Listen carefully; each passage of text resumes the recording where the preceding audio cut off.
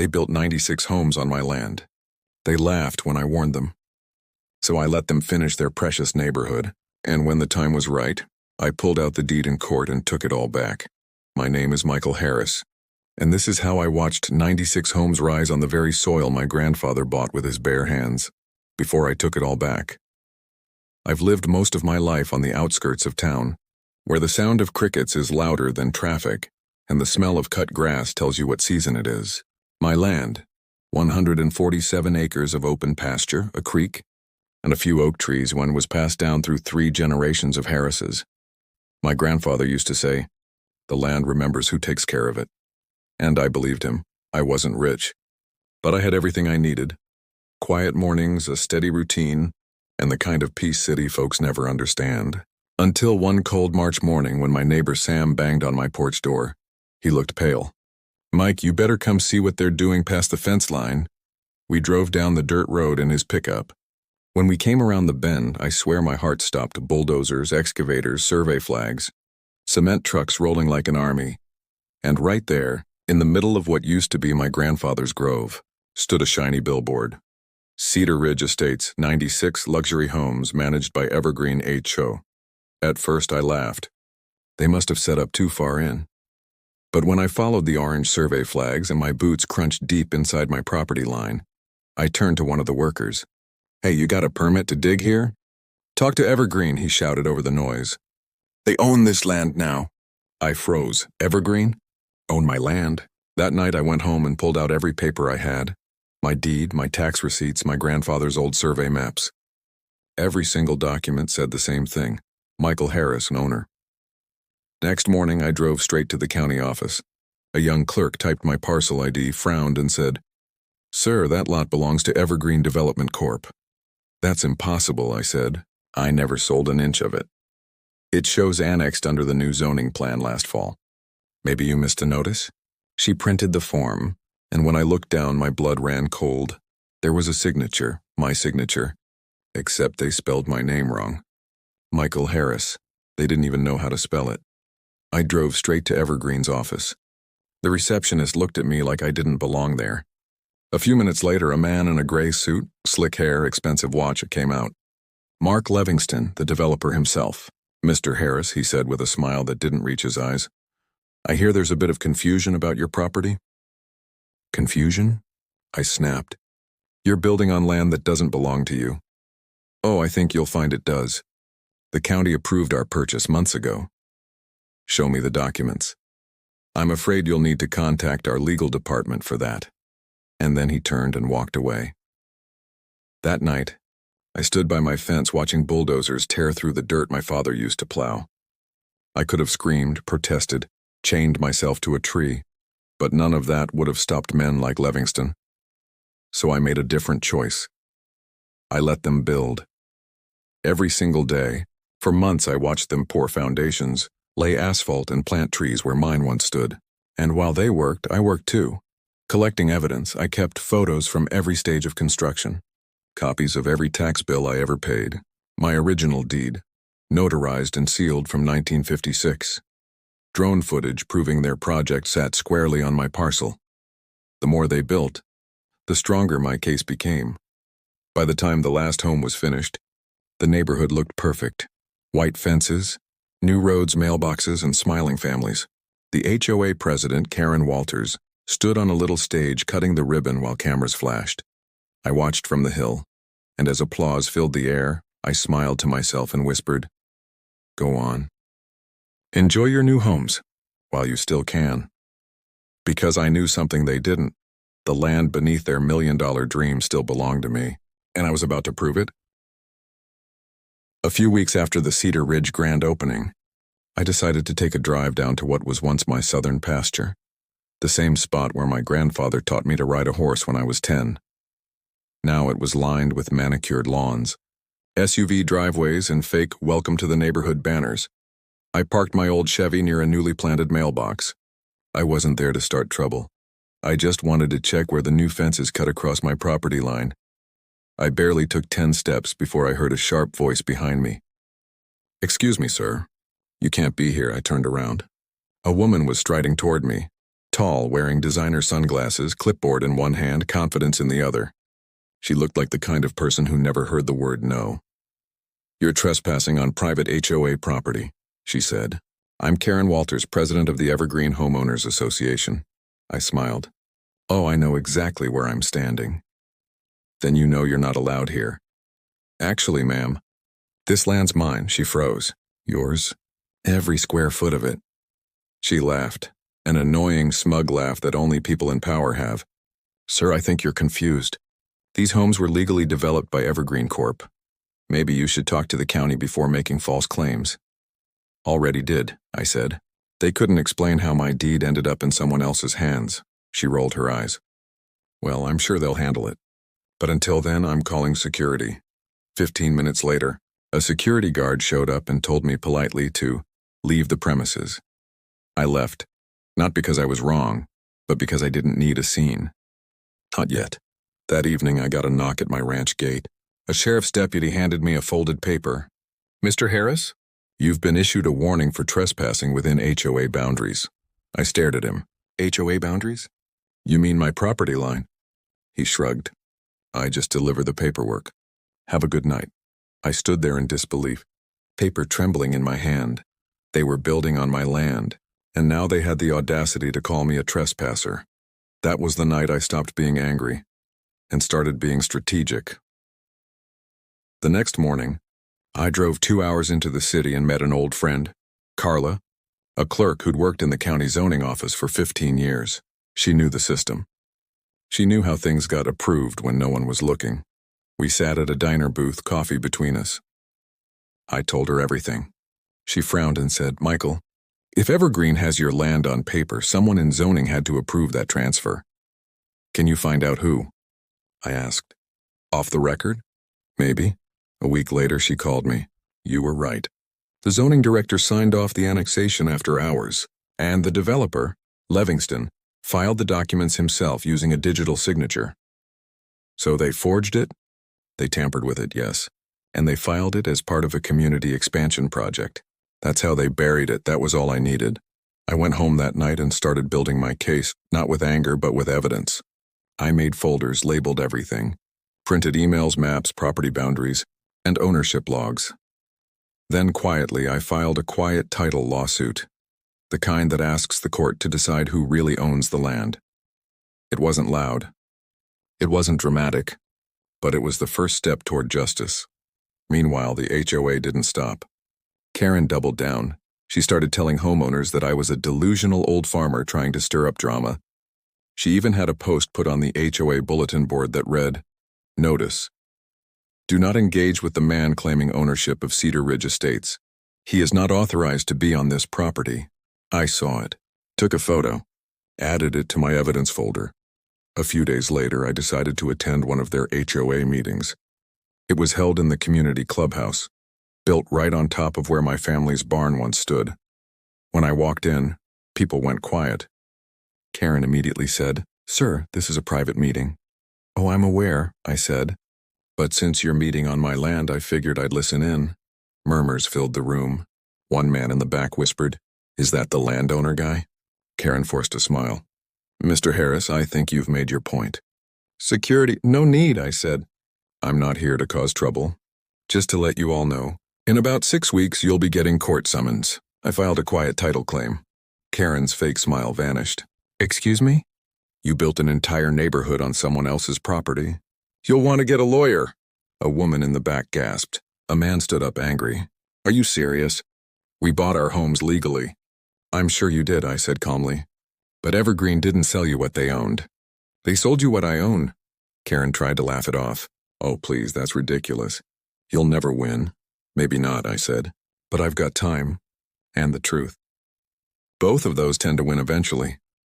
I walked out while everyone stared. That night, news spread fast around the neighborhood. Some homeowners even showed up at my gate, nervous, confused. One man said, "Sir, I don't know what's going on, but my mortgage company just called. They said there's a title dispute on my property." I nodded.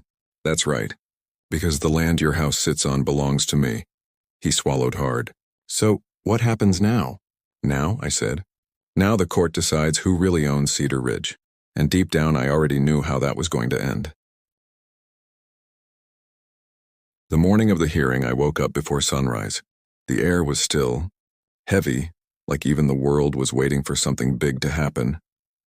I ironed my shirt, polished my boots, and packed my old leather briefcase, the same one my father used when he closed land deals 40 years ago. Inside it was everything I needed: maps, deeds, proof, and patience. Before I left, I stopped by my grandfather's photo hanging above the fireplace. "They thought they could erase our name from the land, Grandpa," I whispered. "Today I'm writing it back." The courthouse was already busy when I arrived. Reporters weren't there, not yet, but homeowners were. Dozens of them whispering nervously, glancing my way like I was the villain in someone else's story. Karen Walters, the HOA president, was standing near the courtroom doors, wearing that same smug smile she always wore, dressed like she owned the world. Next to her was Gregory Livingston, the Evergreen developer, slick suit, expensive watch, fake confidence. When he saw me, he leaned toward Karen and muttered something that made her laugh. I just nodded politely and walked inside. The hearing begins. Judge Morrison, gray-haired, sharp-eyed, took his seat. Case number 27 CV 914, Harris versus Evergreen Development and the Evergreen Homeowners Association. Karen whispered to her lawyer, pretending not to be nervous. The judge looked at me. "Mr. Harris, you're representing yourself?" "Yes, Your Honor," I said. "This land has been in my family for 73 years. I know it better than anyone." The judge nodded. "Proceed." Evergreen's attorney, a man named Dalton Reed, stood up first. "Your Honor, the plaintiff's claim is baseless. Our company legally acquired this land through county annexation. The homes were built with full permits, approved zoning, and consistent tax records." He smiled confidently like he'd already won. "In fact," he continued, "Mr. Harris has been repeatedly warned for trespassing on HOA property. We believe he's using this lawsuit as a personal vendetta." Karen smirked. The judge turned to me. "Mr. Harris, your response?" I stood up slowly, walked to the table, and placed my old briefcase in front of me. The leather creaked when I opened it. "Your Honor," I said, "I'm not here to argue emotions. I'm here to show facts." I held up a stack of yellowed papers, my grandfather's original deed dated 1952, notarized and stamped. The courtroom went silent. "This deed shows ownership of parcel 64A through 64K, covering 312 acres of what is now called Cedar Ridge Estates. My family has paid taxes on this land every year since. The problem is, Evergreen filed a fraudulent annexation using a falsified digital signature." Dalton laughed. "Your Honor, that's a serious accusation. Do you have any proof?" "I do." I pulled out 2 printed copies, one of the original signature, one of the digital forgery. Notice the mismatch in the pen stroke and the timestamp. The signature was filed at 2:13 a.m., a time when the county office is closed. I confirmed this with a county employee, who also found that the annexation was approved after hours under the name of a director who retired 3 years earlier. The judge leaned forward. "You have an affidavit?" "Signed and verified, Your Honor." I handed it over, the courtroom murmured. Karen's lawyer tried to object, but the judge silenced him. "Quiet." I clicked the remote and a projector displayed an aerial map, one from decades ago and one from this year. "These outlines," I said, "show the land Evergreen built on. They overlap exactly with the boundaries listed in my deed." Dalton looked flustered. Karen shifted in her seat. Then I played the ace I'd been saving. "And finally, Your Honor, the county tax receipts. Each one bearing my name, paid, verified, never missed. The land was never sold, never transferred, and never annexed legally." I walked toward the bench and placed the receipts before the judge. "Your Honor, for the past 3 years, Evergreen has been building homes on property that wasn't theirs. 96 homes, sitting squarely on my land." The judge exhaled slowly. "Mr. Reed," he said, turning to the developer's attorney, "do you have an explanation for this?" Dalton hesitated.